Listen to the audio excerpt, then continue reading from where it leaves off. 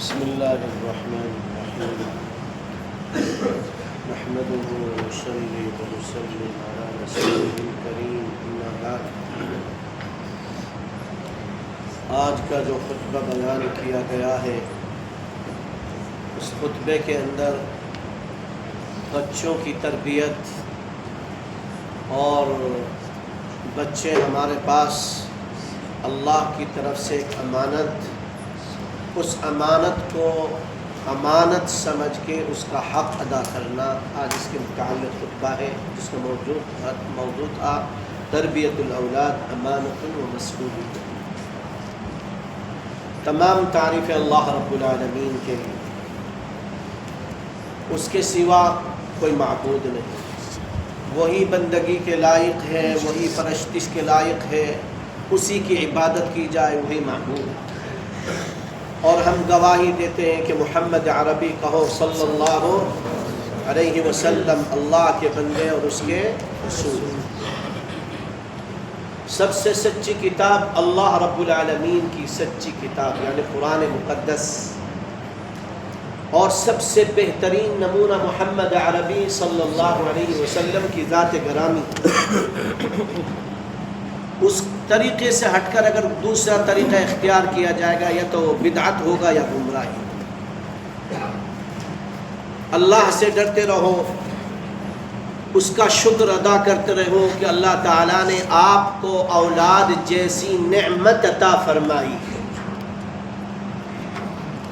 ورنہ ان لوگوں کی طرف دیکھو جن کے یہاں اولاد نہیں ہوتی۔ اللہ کی مصلحت ہے، اللہ بہتر جانتا ہے۔ للہ ملک السماوات والارض، زمین اور آسمان میں کس کی بادشاہت ہے؟ اللہ کی۔ یخلق ما یشاء، جس کو چاہے پیدا کرے۔ یہب لمن یشاء اناثا ویہب لمن یشاء الذکور، جس کو چاہے بیٹیاں عطا کرے، جس کو چاہے بیٹے عطا کرے۔ اللہ کی مرضی، کوئی اسے کہنے والا ہے؟ کوئی ٹوکنے والا، کوئی روکنے والا ہے؟ اس کے فیصلوں پر اعتراض کرنے والا نہیں کر سکتے آپ، اور اللہ کا کچھ نہیں بگاڑ سکیں گے۔ اللہ کی شان کم نہیں ہوگی، آپ اللہ کی گستاخی کریں گے اللہ کی شان کم ہو جائے گی؟ نہیں۔ اللہ کی آج سے 24 گھنٹے آپ عبادت کرنا شروع کر دو، کیا اللہ کی شان آپ کی عبادت سے بڑھے گی؟ نہیں۔ اللہ تو اعلی شان کے مالک ہے، میرے بھائی، رب کائنات ہے، بنانے والا ہے کائنات کا۔ اس لیے اللہ نے جس کو اولاد دی ہے وہ اللہ کی طرف سے اس کے اوپر امانت ہے، اور اس امانت کو امانت سمجھ کر اس کی صحیح اسلامی تربیت کی جائے، اس کو صحیح اللہ اور اس کے رسول کا راستہ دکھایا جائے، اسے صحابہ رضوان اللہ علیہم اجمعین کے طریقے پر چلایا جائے، یہ تربیت اس کی جائے، اس کے اندر اسلام کی روح پھونکی جائے، تب امانت کا حق ادا ہوگا۔ اسی کو اللہ نے کہا واللہ جعل لکم من انفسکم، اور اللہ تبارک و تعالیٰ نے تمہارے اندر سے ہی تمہاری بیوی کو پیدا کیا یا نہیں؟ سیدنا آدم علیہ السلام کو اللہ نے پیدا فرمایا، حوا کو کہاں سے بنایا؟ اسی انسان سے بنایا نا، اسی انسان سے نکالا، حضرت آدم سے۔ وَجَعَلَ لَكُم مِّنْ أَزْوَاجِكُمْ بَنِينَ وَحَفَدَةً، پھر اللہ نے تمہاری بیویوں سے تمہارے بیٹے، تمہارے پوتے پوتیاں، تمہاری نسل، ذریت، آل وہ نکالی۔ وَرَزَقَكُم مِّنَ الطَّيِّبَاتِ، تمہیں اللہ نے پاک رزق عطا فرمایا۔ اللہ نے کیا کیا؟ پاک رزق بھی دیا، حلال رزق دیا کھانے کے لیے۔ تو اس پر اللہ کا جتنا انسان شکر کرے کم ہے۔ پھر میں مختصر سے کر کے بات کروں، اللہ نے ہمیں دو نعمتیں اور اس کے ساتھ، ایک نعمت تو یہی اولاد کی، ایک نعمت مال کی، اور اللہ ان دونوں کے متعلق فرماتے ہیں یا ایھا الذین آمنوا لا تخونوا اللہ والرسول، ایمان والو اللہ اور اس کے رسول کے ساتھ خیانت نہ کرو، یعنی اللہ اور اس کے رسول کے بتائے ہوئے طریقے سے ہٹ کر زندگی مت گزارو۔ وہی راستہ فلاح کا ہے، کامیابی کا ہے۔ اور جو ہدی محمد عربی صلی اللہ علیہ وسلم کی ذات گرامی ہمارے پاس ہے، یہ نمونہ ہے اللہ کے یہاں، بس اس نمونے کو اختیار کر کے جائیں گے تو کامیاب ہے، اس نمونے کو چھوڑ دیں گے تو دنیا میں بھی خسارہ اور آخرت میں بھی خسارہ۔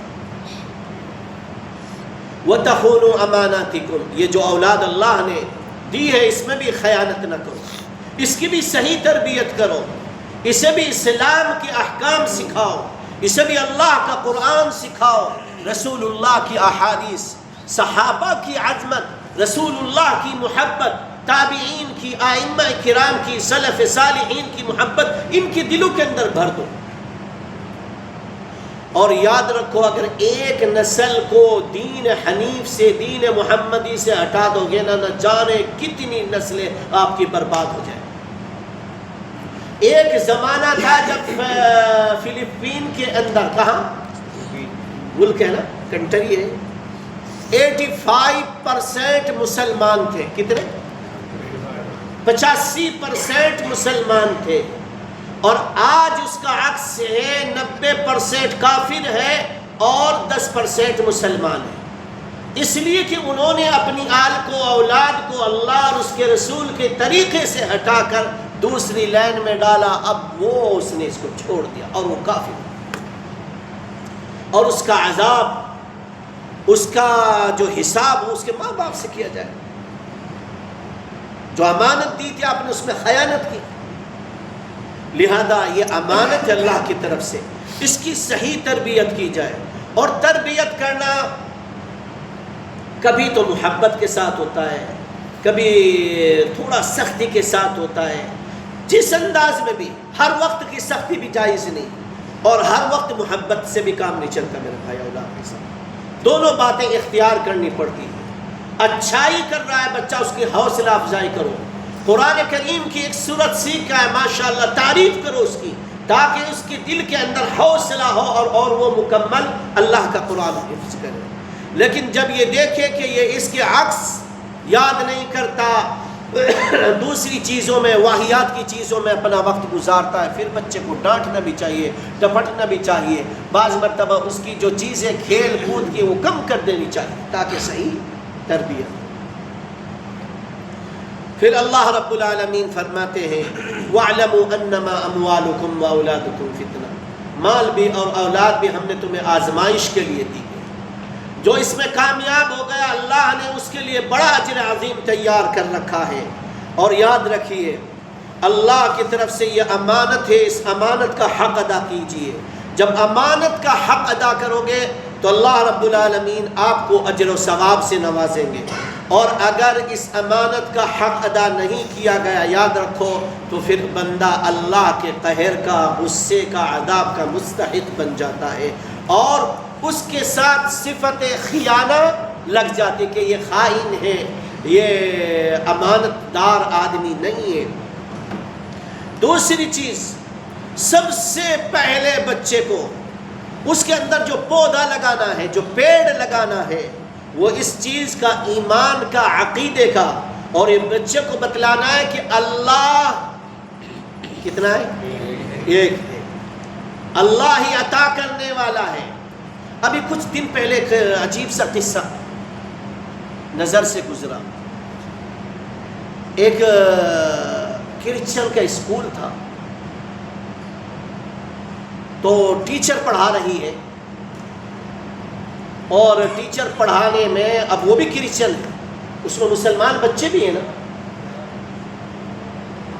تو وہ بچوں کا، مسلمان بچوں کا عقیدہ خراب کرنے کے لیے اس نے کیا حربہ اختیار کرا، سنو۔ جو چھت ہوتی نا روم کی، اس چھت میں سوراخ کیا، اور پہلے مسلمان بچے سے کہا کہ تم اللہ سے فلاں چیز مانگو، تو نہیں ملی۔ اس نے کہا اچھا تم مسیحی تو عیسیٰ مسیح مجھے یہ چیز دے دے، وہ فوراً اوپر سے نیچے گر گئی، بدل گیا عقیدہ۔ اب بچے کے دل میں کیا آیا؟ یار اللہ عطا کرنے والا نہیں ہے، یہ عطا کرنے والا ہے۔ تو ایسے اسکولوں میں اپنے بچوں کو پڑھانا جائز نہیں ہے، ایسے اسکولوں میں پڑھاؤ جہاں ان کا عقیدہ بھی محفوظ رہے، ان کا ایمان بھی محفوظ رہے، ان کا دین بھی محفوظ رہے، اور ان کا یقین ہو کہ اللہ کے سوا کوئی معبود نہیں۔ آمنت باللہ، اللہ پر ایمان لائے۔ ایمان لانے کا مطلب یہ کہ اللہ نے مجھے پیدا کیا، وہ تنہا ہے، اسی کی عبادت، اسی کے سامنے ہاتھ اٹھانا، اسی کے لیے رکوع کرنا، سجدہ کرنا، اسی سے مانگنا بچوں کو سکھانا چاہیے۔ اور اسی لیے میرے بھائی رسول اللہ صلی اللہ علیہ وسلم نے فرض نماز کے بعد نوافل کو افضل بتلایا، گھر میں پڑھنا، تاکہ بچے باپ کی نقل کرے، بچے دیکھے میرا باپ میری ماں نماز پڑھ رہی، میں بھی اسی طرح سے نماز پڑھوں، میرا باپ میری ماں اللہ سے مانگ رہی، میں بھی اللہ سے مانگ، اس لیے افضل ہے۔ پھر فرمایا رسول اللہ صلی اللہ علیہ وسلم نے وَمَلَائِكَتِهِ، اللہ کے فرشتوں پر ایمان۔ فرشتوں کی تعداد ہمیں معلوم نہیں، ما يعلم جنود ربك الا هو، تیرے رب کو پتا کتنی فرشتوں کی تعداد۔ اچھا میں ایک آپ کو بتلا دوں، والبیت المعمور، جیسے انسانوں کا کعبہ کہاں ہے، ہمارا کعبہ کہاں ہے، مکہ مکرمہ میں، اسی طرح سے ملائکہ کا کعبہ آسمان میں، کہاں ہے، آسمان میں۔ رسول اکرم صلی اللہ علیہ وسلم نے فرمایا اس بیت المعمور کا ملائکہ روزانہ 70,000 فرشتے طواف کرتے۔ کتنے؟ 70,000 ملائکہ اس کا طواف کرتے، اور جس نے ایک مرتبہ طواف کر لیا قیامت تک اس کا نمبر نہیں آئے گا۔ اب آپ دیکھو کتنے فرشتے ہیں۔ یہ تو ہماری خوش نصیبی، خوش بختی ہے کہ اللہ تعالیٰ ہمیں جو ہے ہمارے کعبے کا ہر سال موقع دے رہا، جب چاہے ہمیں موقع عنایت فرما، یہ ہماری خوش بختی ہے۔ گویا یہ انسان کو اللہ نے ملائکہ سے بھی زیادہ بہتر بنایا، ملائکہ سے بھی زیادہ افضل، اشرف المخلوقات جس کو کہا جاتا ہے۔ ان کے اندر ایک صفت ہے بس، اطاعت ہے نا، وہ لا یعصون اللہ ما امرہم، وہ اللہ کی نافرمانی نہیں۔ ہمارے اندر ساری رکھتی اللہ تعالیٰ نے، یہی آزمائش ہے، یہی امتحان ہے۔ اگر ہم اللہ کو راضی کر کے، اس کے رسول کی اتباع کر کے، صحابہ کے طریقے پر چل کر، ائمہ سلف صالحین کے راستے کو اختیار کر کے دنیا سے جائیں گے، ہم انشاءاللہ کامیاب۔ اور اگر بھائی اس راستے کو چھوڑ کر دوسرا راستہ اختیار کریں گے تو ہم ناکام ہیں، دنیا میں بھی اور آخرت میں بھی۔ وَرُسُلِهِ، اس کے رسول دنیا میں آئے، رسولوں کی تعداد بعض نے 313 لکھی ہے، بعض نے 315 لکھی ہے، صحیح اللہ کے علم میں۔ رسول کہتے ہیں جس کو کوئی نئی شریعت دی گئی ہو۔ نبی تو اللہ کے تقریباً 1,24,000 پیغمبر اس دنیا میں آئے، ان کا بھی علم اللہ رب العالمین کو۔ والیوم الآخر، آخرت کے دن پر ایمان رہنا چاہیے کہ دنیا ختم ہونے والی ہے، ہو کر رہے گی، قیامت آ کر رہے گی۔ والقدر خیرہ وشرہ من اللہ تعالی، اچھی اور بری تقدیر اللہ کی طرف سے۔ اور ایک اور حدیث میں، اس میں سے چونکہ حدیث جبریل میں ان 6 چیزوں کا ذکر ہے، 7واں ہے والبعث بعد الموت، مرنے کے بعد بھی زندہ کیا جائے گا، اور اس وقت لوگوں کے اعمال کا حساب ہوگا۔ اللہ ہم سب کو نیک عمل کرنے کی توفیق دے، اور اللہ رب العالمین ہمارے حساب کو آسان فرما دے۔ پھر دوسرے خطبے میں بات بیان کی گئی کہ لقمان علیہ السلام نے اپنے بیٹے سے نصیحت کی، یا بنی لا تشرک باللہ، اے میرے بیٹے کسی کو بھی اللہ کا شریک نہ ٹھہرا، اللہ کے علاوہ کسی سے مت مانگنا۔ اذا استعنت استعن باللہ عز وجل، اگر تجھے مدد کی ضرورت ہے احفظ اللہ یحفظک، اگر تجھے کی حفاظت کی ضرورت ہے تو اللہ کی حفاظت مانگ، مدد کی ضرورت ہے اللہ سے مدد مانگ، اولاد کی ضرورت ہے اللہ سے اولاد مانگ، رزق کی ضرورت ہے اللہ سے مانگ، شفا کی ضرورت ہے اللہ سے مانگ، جتنی بھی ضرورت ہے ساری اللہ سے۔ اللہ کے علاوہ کسی کو جا کے آپ سجدہ کرو، مانگو تو وہ دے نہیں سکتا، قادر نہیں۔ ابھی میں آپ کے سامنے زندہ بیٹھا ہوا ہوں، آپ مجھ سے کہنے لگو میری عمر بڑھا تو بھائی میرے ہاتھ میں نہیں، آپ کہو مجھے رزق دے دے، میرے ہاتھ میں نہیں ہے نا، آپ کہو مجھے اولاد دے دے، میرے ہاتھ میں نہیں۔ جب مر جاؤں گا دنیا میں ایک قبر بنا دو گے، اس پر لا کے سجدے کرو گے تو کہاں سے دے دوں گا یار؟ جب زندہ میرے اندر یہ طاقت نہیں، مرنے کے بعد کہاں سے آ جائے گی یہ طاقت؟ یہ تو بتلا دو۔ وہ جو مر کر دنیا سے گئے وہ اللہ کے نیک بندے تھے، صالح بندے تھے، انہوں نے کسی غیر سے نہیں مانگا، انہوں نے اللہ کے سامنے سوال کیا، اللہ سے مانگا، اللہ کے سامنے روئے، گڑ گڑائے، اللہ نے انہیں بڑے اولیاء کا مرتبہ عطا فرمایا،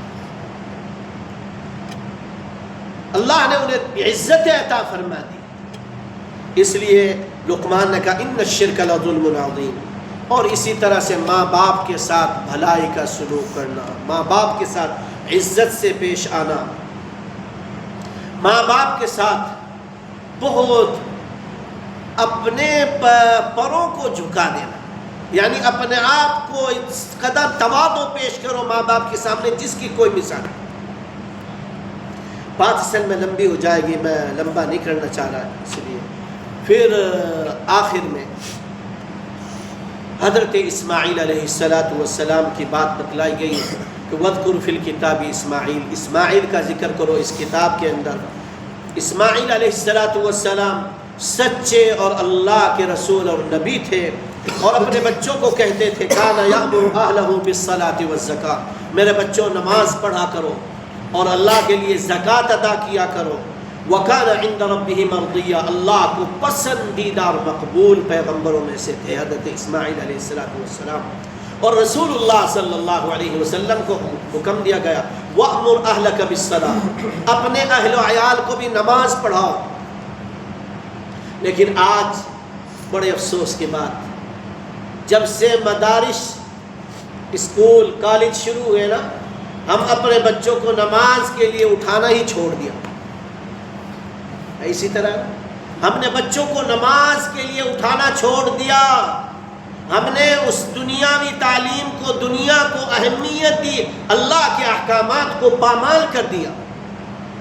یاد رکھیں اللہ کے یہاں آپ سے سوال ہوگا کہ آپ خیانت کر رہے ہیں اس کے ساتھ۔ آپ چاہتے ہیں کہ آپ کا بچہ آپ جنت میں جائے اور آپ کا بچہ جہنم میں چلے، آگ میں چلے، اللہ کا عقاب، اللہ کے عقاب کا، اللہ کے عذاب کا لقمہ بنے؟ یہ چاہتے ہیں اپنی اولاد کو؟ خدا را ایسا مت کرو۔ فجر کی نماز کے لیے اپنے بچوں کو جگاؤ، ابھی سے اگر عادت ڈالو گے انشاءاللہ آخر عمر تک نماز پڑھتا رہے گا۔ اگر ابھی سے نماز چھڑوا دی، یاد رکھو نمازیں چھوڑتا ہوا چلا جائے۔ اس لیے اپنے بچوں کو نماز کا پابند بناؤ، آخری وقت میں اٹھا دو، کوئی بات نہیں، 5 منٹ پہلے نماز سے اٹھاؤ، وضو کرے، 2 رکعت نماز سنت پڑھے، آ کے فجر کی نماز پڑھ کے جا کے فوراً سو جائے۔ لیکن یہ کہ اپنے بچوں کو بالکل، اور یا پھر وہ اٹھ کے 7 بجے فجر کی نماز پڑھے، یہ نہیں ہونا چاہیے، یہ غلط ہے۔ وَأْمُرْ أَهْلَكَ بِالصَّلَاةِ وَاصْطَبِرْ عَلَيْهَا، اس پر آپ بھی ثابت قدم رہیے، جمے رہیے۔ ہم آپ سے رزق نہیں کموانا چاہتے، رزق تو ہم عطا کریں گے۔ آپ مثال کے طور پر بہت سارے لوگ جن کے ماں باپ اس دنیا سے بچپن میں چلے جاتے ہیں، کیا اللہ تعالیٰ ان کو رزق نہیں دے رہا ہے؟ ان کو کھانے کو نہیں دے رہا ہے؟ رزق کا وعدہ تو اللہ کا ہے یار، لیکن صحیح تربیت تو کرو، ان کو بچوں کو بتلاؤ کہ یہ اللہ نے ہمارے اوپر نماز فرض فرمائی ہے۔ اسی طرح سے حضرت عمرو بن شعیب اپنے دادا سے روایت نقل کرتے ہیں مروا اولادکم وہم ابناء 7 سنین، اپنے بچوں کو نماز کا حکم دو جب وہ 7 سال کے ہو جائیں۔ کتنے سال کے؟ نماز کا حکم دو۔ 7 سال کے بچوں کو ترغیب دینا شروع کرو، اور جب وہ 10 سال کے ہو جائے نماز نہ پڑھو، پھر مار کے نماز پڑھو۔ وَضْرِبُوهُمْ عَلَيْهَا وَهُمْ أَبْنَاءُ 10، جب وہ 10 سال کے ہو جائے پھر مار کے نماز پڑھو۔ وَفَرِّقُوا بَيْنَهُمْ فِي الْمَضَاجِعِ، اور ان کا بستر عام طور سے یہ ہوتا ہے کہ بچپن میں چھوٹے بچوں کو ایک ساتھ سلا دیا جاتا ہے، بیٹا بیٹی کو ایک ساتھ سلا دیا جاتا ہے، مگر جب اس عمر کو پہنچ جائے 10 سال کی، پھر ان کا بستر الگ کر دینا چاہیے، ورنہ اس کے مفاسد اور اس کی برائی بہت خطرناک۔ میں آپ کو سنا دوں ابھی 3 دن پہلے کا ایک واقعہ. اگرچہ وہ مسلمان نہیں تھے، کافر تھے، انڈیا کا ہی واقعہ ہے. دونوں بہن بھائی ایک ہی کمرے میں سویا کرتے تھے. بھائی نے اپنی بہن کو حاملہ کر دیا. بھائی نے اپنی بہن کو حاملہ کر دی. آپ تصور کرو یار، اسلام کی جو تعلیمات ہے، رسول اللہ کا طریقہ ہے، اس کے اندر اللہ نے نور رکھا ہے.